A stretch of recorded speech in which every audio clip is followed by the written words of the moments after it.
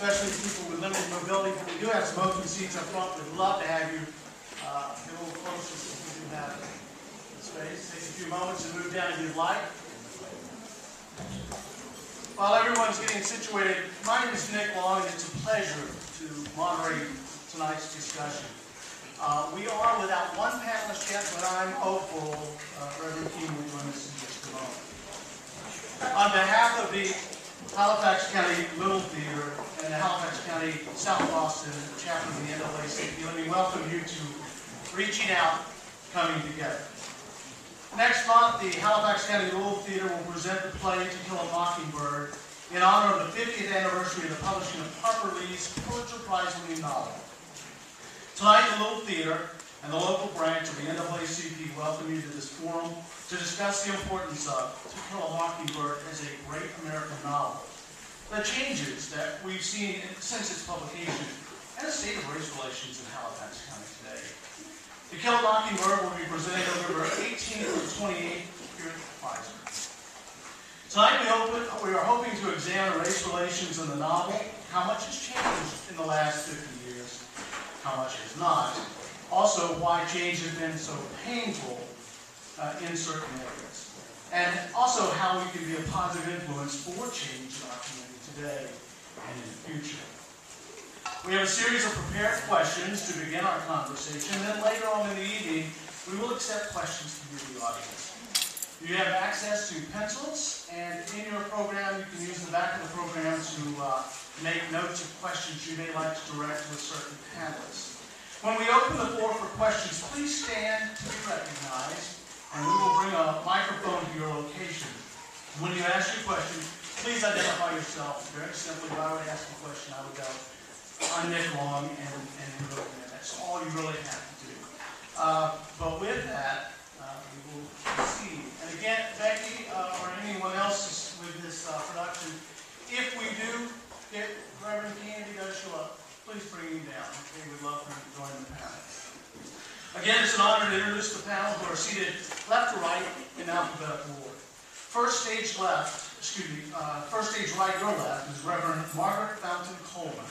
She is a native of South Boston, a 1986 graduate of Virginia Commonwealth University, earned a BS degree in Administration of Justice Legal Studies. Reverend Coleman is also a 2001 grad of Duke Divinity, completed a Master's of Theology program in May 2002. Her thesis was entitled Incest in the African American Church, Pastoral Response. She is now completing her Master's in Education, Special Education at Mercy College, Salisbury, New York. While living in Westchester, New York, she served on the Multicultural Task Committee, which dealt with racial disparity within education. She was also the first African American female trustee elected. A trustee is an elected official in the village of Tuckahoe.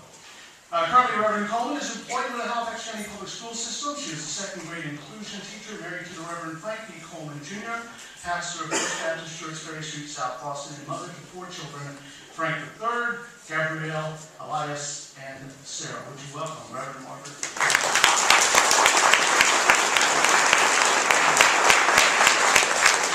To Margaret's left is Halifax County Little Theatre board member Melissa Elms. Melissa has had a very unique opportunity as a daughter of a military family to experience a minority perspective as a child while living in a predominantly Pacific Asian population of Oahu, Hawaii.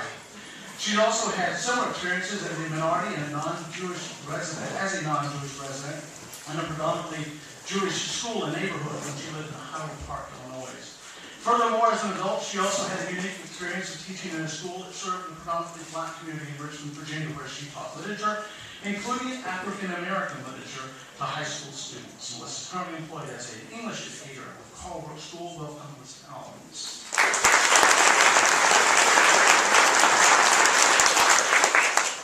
Reverend King is coming in? I think he's coming in. Okay, good. Well, I'll get to Reverend King in just a moment. Beth Lane is next in order. Beth is a Halifax County native. She's employed as an English teacher at Halifax County High School. Married to Forrest Lane. She is the mother of 2 children, Ashley and Joel. Beth is a 29-year veteran educator. She graduated with a BA in English from Averett, earned her Master's in English from Longwood University, taught at the Halifax County Junior High School from 1982 to 1983 and Halifax County High School 93 to present. She is self-described as a literature lover. Would you welcome Beth Lane?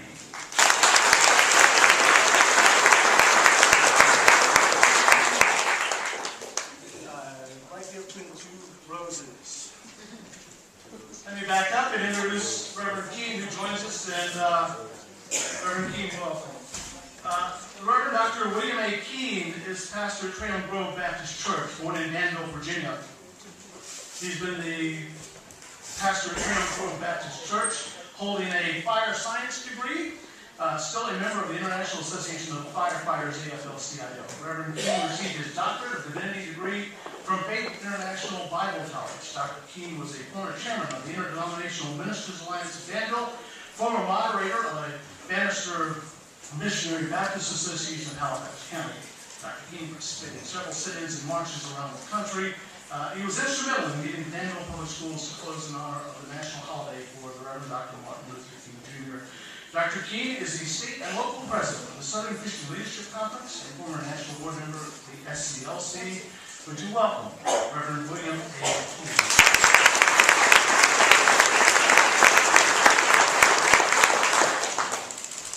To the left of Beth Lane is Reverend Dr. Russell Lee of First Presbyterian Church of South Boston.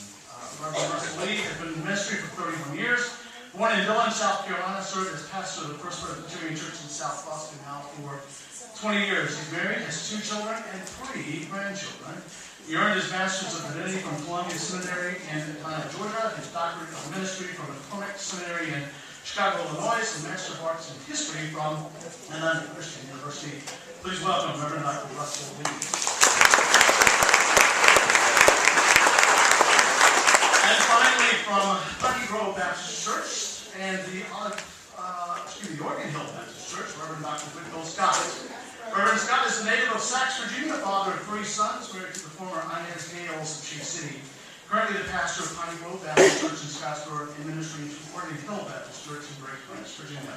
A 21-year veteran of the U.S. Air Force, he holds a BA degree in sociology from Florida State Leo University, a master's in education and supervision and administration from Virginia State University, and a doctorate of theology from International Seminary of Florida. During his military career, he attended military police school, Army language school, and later taught combat infantry training for 3 years at Fort Gordon, Georgia. If this goes bad, I'm leaving with him. Reverend Scott is a published author. He wrote Building a Better Family Relationship, and next year will release a focus on the African American from Jamestown to Appomattox and beyond. Reverend Scott says his hobby is to meet a new friend each day, and if I can retain that one I met yesterday, I have one for tomorrow. Please welcome Reverend Whitfield.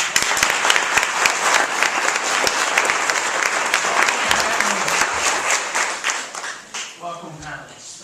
Friends, we are ready to begin. We've had a couple discussions with members of the panel, and every one of them have been, I would always walk out saying we could just be this good, okay? The discussion, which I anticipate will be that and then some tonight. Please come in, make yourself comfortable. If you have a cell phone, cut it off. I think mine is off. Let's go to the first question. I'll address that to Margaret Coleman, Reverend Margaret Coleman. Margaret, one of the topics we're discussing tonight is racism. Racism in Harper Lee's novel and problems and progress in our community. Can you give one example of how racism has affected your life in some way, either personally or an example you have witnessed in your life or in the community or on the job? Yes, thank you. And good evening, everyone. Good evening. One of the things that I have